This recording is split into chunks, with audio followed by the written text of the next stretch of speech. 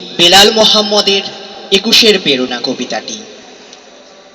মা, তুমি বলো না কি হয়েছে আজ, বলো না মা।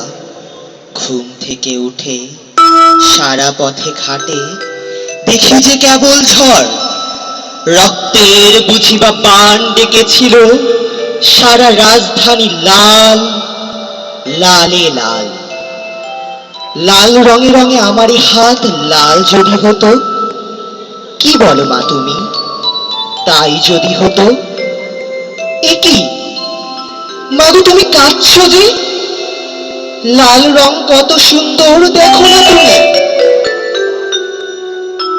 এই রঙে তোর হাত নয় বাছা, সালাম, জব্বার, শফিক, বরকত আরো অনেকে, তোর দাদাদের বুক রাঙা হলো এতে। কি বলছো মাগো, দাদাদের আজ বুক রাঙা হলো, বুকের রক্তে রাজপথ ভেসে গেল। কিন্তু এ কেন মা, বলো না, এ কেন? ওরা বলে তোর মুখের ভাষায় কথা বলতে দেবে না, কেড়ে নিতে ওরা চেয়েছে প্রাণের ভাষা। তুই যে ডাকবি মাকে, গাইবি যে তুই গান, ওরা চেয়েছিল ব্যাহত করতে সবই।